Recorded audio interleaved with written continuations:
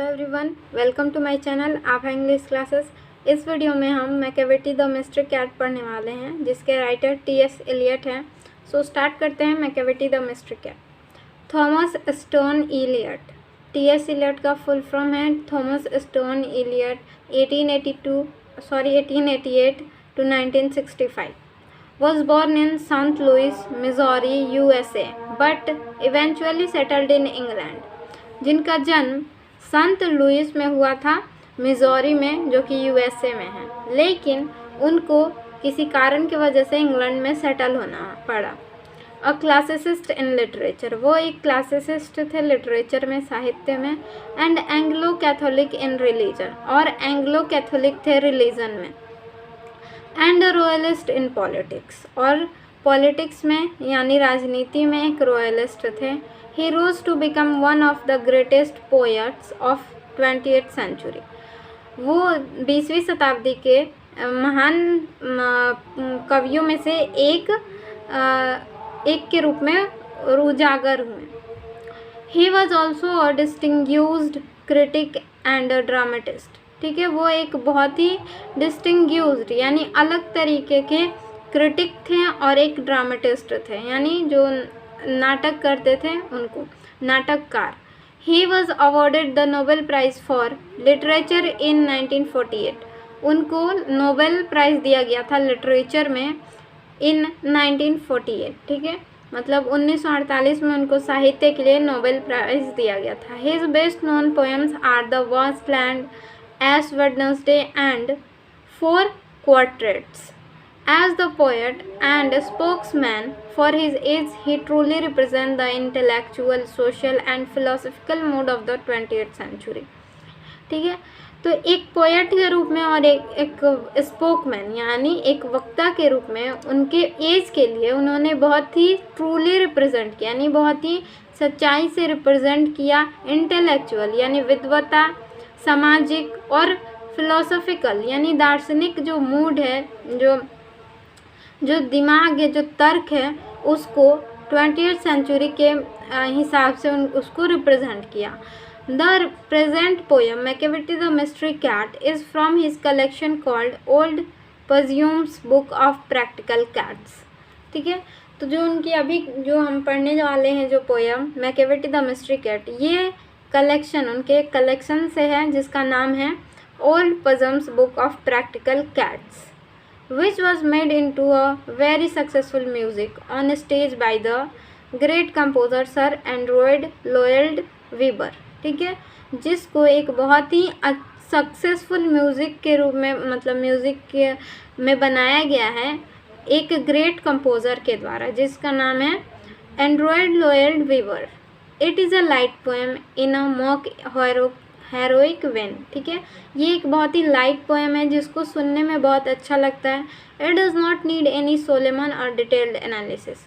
इसको किसी सोलेमन की ज़रूरत नहीं या फिर डिटेल एनालिसिस, मतलब इसको बहुत ज़्यादा अंदर घुस के पढ़ने की, मतलब इसको समझने की कोशिश करने की ज़रूरत नहीं है। ठीक है, ये एक कॉमिक तरीके का है, जिसपे मतलब व्यंग्य टाइप का ये है। as well as the comic effect of a monster criminal who is in fact a cat। ठीक है, इसमें एक कॉमिक इफेक्ट है एक मॉन्स्टर के रूप में, जो कि एक क्रिमिनल है, जो कि एक कैट है। ठीक है, एक कैट को यहाँ पे एक मॉन्स्टर की तरह दिखाया गया है और ये उसमें एक कॉमिक इफेक्ट डालता है। सो स्टार्ट करते हैं Macavity the mystery cat. Macavity is a mystery cat. He is called the hidden paw, for he is the master criminal who can defy the law। ठीक है, तो मैकियावेली जो है एक मिस्ट्री कैट है। मिस्ट्री का मतलब होता है रहस्य। ठीक है, he is called the hidden paw, उसको हिडन पाव कहा जाता है। for he is the master criminal, क्योंकि वो मास्टर क्रिमिनल है। ठीक है, who can defy the law, जो लॉ को तोड़ सकता है यानी कानून को तोड़ सकता है। He is the bafflement of Scotland Yard, the flying squad despair। ठीक है, वो जो है बैफलमेंट का कारण है। ठीक है, बैफलमेंट का मतलब बेचैनी, उलझन का कारण है। ऑफ ये स्कॉटलैंड यार्ड, स्कॉटलैंड यार्ड का मतलब हो गया यहाँ पे पुलिस। ठीक है, पुलिस का जो हेडक्वार्टर है इंग्लैंड में वो स्कॉटलैंड में है, तो उसको यहाँ पे स्कॉटलैंड यार्ड बोलेंगे, तो यहाँ पे हम उसको पुलिस ही समझेंगे।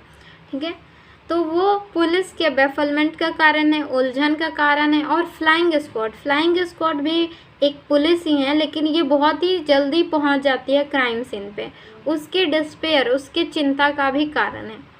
For when they reach the scene of crime Macavity is not there, क्योंकि जब वे स्कॉटलैंड यार्ड या फिर फ्लाइंग स्क्वाड्स जब क्राइम सीन पे पहुंचते हैं तो मैकेविटी वहाँ नहीं होता है।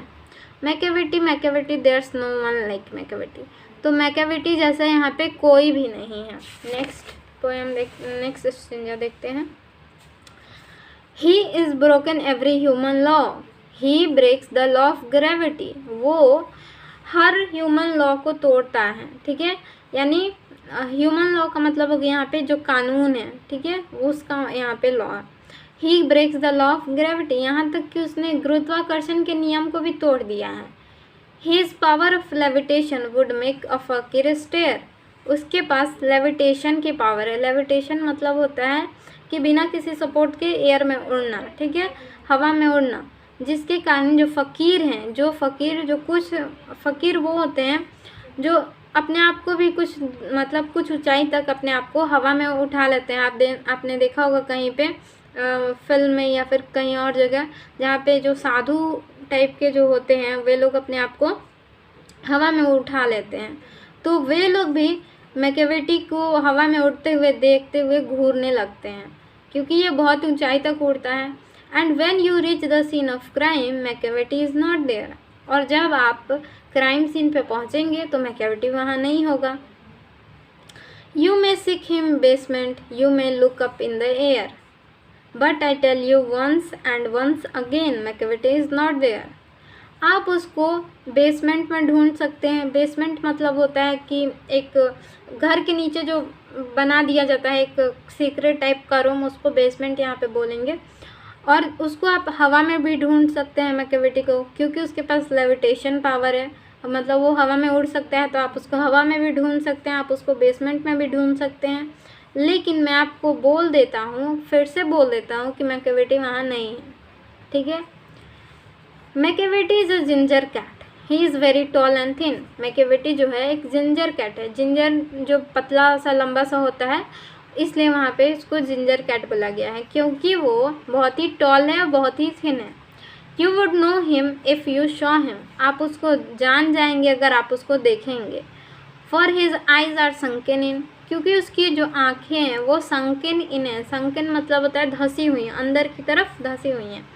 His bro is deeply lined with thought, और उसकी जो ब्रो हैं यानी आईब्रोज हैं जो वो सोच के कारण बहुत ही लंबी गाढ़ी सी उभरी हुई हैं, ठीक है। जैसे कोई सोचता है तो उसकी आईब्रोज ऐसे टेढ़ी मड़ी थोड़ी ऊपर उठ जाती हैं, उस टाइप से उसकी आईब्रोज बाहर निकली हुई हैं।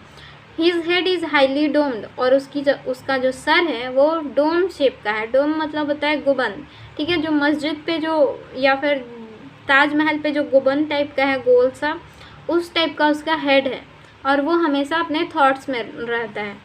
His coat is dusty from neglect, his whiskers are uncombed, उसका जो कोट है, जो मैकेविटी जो कोट पहनता है वो बहुत ही डस्टी यानी धूल से भरा हुआ है, क्योंकि वो उसको नेग्लेक्ट करता है, मतलब अपने कोट पे वो ध्यान नहीं देता। हिज विस्कर्स आर अनकोम्ड, उसके जो विस्कर्स हैं, विस्कर का मतलब होता है जो यहाँ पे जो बिल्लियों की जो यहाँ पे मूंछ पे जो बाल होती हैं बड़ी बड़ी, उसको विस्कर्स बोलते हैं। वो विस्कर्स भी अनकोम्ड है यानी उसमें बहुत दिनों से कंघी नहीं किया गया है।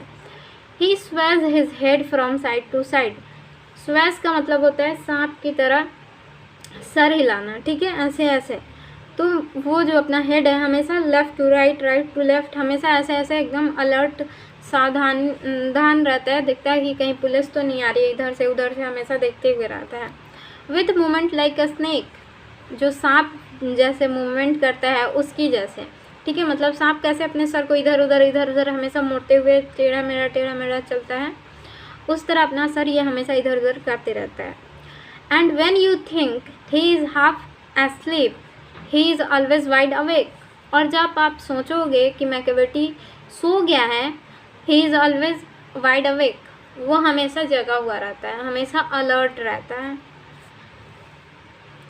नेक्स्ट देखते हैं Macavity there's no one like Macavity, ठीक है। तो यहाँ पे फिर से उसी लाइन को दोहराया गया है कि मैकेविटी जैसे यहाँ पे कोई भी नहीं है। For he is fiend in feline shape, क्योंकि वो एक फिंड है। फिंड मतलब इविल स्पिरिट, ठीक है, इसमें मतलब बुरी आत्मा, ठीक है, उसके अंदर एक बुरी आत्मा है। इन फेलिन शेप, फेलिन मतलब यहाँ पे कैट हो जाएगा, कैट के शेप में, एक बिल्ली के शेप में वो एक बुरी आत्मा है। अ मॉन्स्टर ऑफ डेप्रेविटी, एक मॉन्स्टर है डेप्रेविटी का मतलब एक मतलब क्राइम का, ठीक है, डेप्रेविटी गुनाह का एक मॉन्स्टर है। You may meet him in by street, आप उसको ऐसे राह चलते देख सकते हैं। You may see him in the square, आप उसको चौराहा पे देख सकते हैं। But when a crime discovered then Macavity is not there, लेकिन जब भी किसी क्राइम का पता चलेगा, जब कोई क्राइम हुआ होगा, उसका पता चलेगा कि यहाँ पे क्राइम हुआ है, तो मैकेविटी वहाँ नहीं होगा। ही इज़ आउटवर्डली रिस्पेक्टेबल, वो जो है आउटवर्डली रिस्पेक्टेबल है, मतलब उसको बाहर में ऐसे लोग उसका रिस्पेक्ट करते हैं। And his footprints are not found in any file of Scotland Yard's, sorry यहाँ पे छूट गया। This is he cheats at card, ठीक है, मतलब वो जो कार्ड खेलते वक्त वो चीटिंग करता है, ठीक है। लोग ऐसा बोलते हैं कि जो मैकेविटी है वो जब कार्ड्स खेलता है तो वो बहुत चीटिंग करता है। And his footprints are not found in any file of Scotland Yard's, ठीक है, यानी स्कॉटलैंड यार्ड के किसी भी फाइल में मैकेविटी का फुटप्रिंट नहीं है। जैसे किसी भी क्रिमिनल का फुटप्रिंट रिकॉर्ड के लिए रखा जाता है, वैसे ही मैकेविटी का फुटप्रिंट स्कॉटलैंड यार्ड के पास है ही नहीं। एंड व्हेन द लडर्स लूटेड और ज्वेल केस इज रिफर्ड, और when the milk is missing और अनदर पेक इज बीन स्टिफर्ड, मतलब कभी भी जब लैडर को लूटा जाता है, लैडर का मतलब होता है खाने से भरा हुआ भंडार, ठीक है, जब उस खाने से भरा हुए भंडार को जब लूटा जाता है, या फिर ज्वेल केस यानी जिसमें ज्वेलरी रखी होती है उसका केस जब टूटा हुआ होता है, या फिर जब मिल्क गायब होता है, ठीक है, जिस जगह पे मिल्क रखा था वहाँ से मिल्क ही गायब है, या फिर किसी पैकेज को दबा दिया जाता है, और the green house glass is broken, और ग्रीन हाउस का जो ग्लास है वो टूटा हुआ रहता है। ग्रीन हाउस एक घर जैसा ग्लास का बना दिया जाता है जिसके अंदर मतलब बहुत सारे प्लांट होते हैं, ठीक है, उसका जो ग्लास होता है वो टूटा हुआ रहता है। एंड द टेरेलिस पास्ट रिपेयर, या फिर जो टेरेलिस है वो उसको रिपेयर कर दिया जाता है। टेरेलिस का मतलब होता है एक फ्रेम, मतलब एक दरवाजे टाइप का एक फ्रेम होता है जाली टाइप का, उसको रखा जाता है ताकि उस पर जो क्रीपर प्लांट होते हैं वो चढ़ सकें दीवार पे, उसको सहारा देने के लिए रखा जाता है, उसको टेरेलिस बोला जाता है। वो अगर रिपेयर हुआ रहता है, उसकी मरम्मत कर दी जाती है। There's the wonder of thing, यहाँ पे एक वंडर वाली बात है, यहाँ पे एक चौंकाने वाली बात है। मैकेविटी इज़ नॉट देयर, यहाँ पर भी मैकेविटी नहीं होता है। नेक्स्ट देखते हैं। And when the foreign office find the treaty gone ashtray, और जब फॉरेन ऑफिस को ये पता चलता है कि जो ट्रीटी का जो ट्रीटी हुआ था वो गुम हो गया है, मतलब जो ट्रीटी के जो पेपर है वो गुम हो गया है। और the Admiralty lose some plans and drawing by the way, और जब एडमायरल्टी का मतलब होता है नौवाहन, ठीक है, मतलब जो नाव से जो सैनिक चलते हैं ना उनको बोलते हैं एडमायरल्टी, ठीक है। जब कोई प्लान यानी जब वो कोई सी प्लान को मतलब जिनमें उन्होंने अपना प्लान बनाया हुआ था जिस पेज पे या फिर जिस मतलब फाइल में, या फिर किसी ड्राइंग को जो उन्होंने ड्राइंग किया होता है अपने काम के लिए, वो जब लूज़ हो जाते हैं, उनसे खो जाता है रास्ते में। देयर में be a scrap of paper in the hall और द स्टेयर, और हो सकता है कि उस पेपर के जो स्क्रैप है यानी जो टुकड़े हैं वो हॉल में या फिर सीढ़ियों पे हो। But it is useless to investigate, लेकिन ये यूजलेस है, उसको खोजना, उसके बारे में जांच करना यूजलेस है, एकदम बेकार है। मैकेविटी इज़ नॉट देयर, क्योंकि वहाँ मैकेविटी नहीं है। And when the loose has been and when the loss has been disclosed, और अगर जो लॉस हुआ होता है वो डिस्क्लोज हो जाता है यानी वो बाहर आ जाता है या फिर उससे पर्दा हट जाता है। द सीक्रेट सर्विस से, जो सीक्रेट सर्विस होते हैं मतलब जो गुप्त जो सूचना देती है उसको बोलते हैं सीक्रेट सर्विस से, it must have been Macavity, ये ज़रूर मैकेविटी का काम है। But he is a mile away, लेकिन वो 1 मील दूर होता है उस जगह से। You will be sure to find him resting or licking of his thumb. आप उसको ज़रूर से उसको देख मतलब ढूंढ सकते हैं, या तो रेस्टिंग के लिए मतलब वो रेस्ट कर रहा होगा या फिर अपने थंब को लिक कर रहा होगा। और engage in doing complicated long division sums, या फिर वो long division complicated division sums को सॉल्व कर रहा होगा। मतलब या फिर तो यहाँ पे जब कोई ट्रिटी खो जाती है या फिर एडमायरल्ट्री अपने प्लान को या फिर ड्राइंग को खो देते हैं रास्ते में, तो हो सकता है कि उस पेपर का कोई टुकड़ा उनके हॉल में या फिर सीढ़ियों पर मिल जाए, लेकिन उसके बारे में जांच या खोजबीन करना बिल्कुल बेकार है, क्योंकि मैकेवेटी वहाँ नहीं है।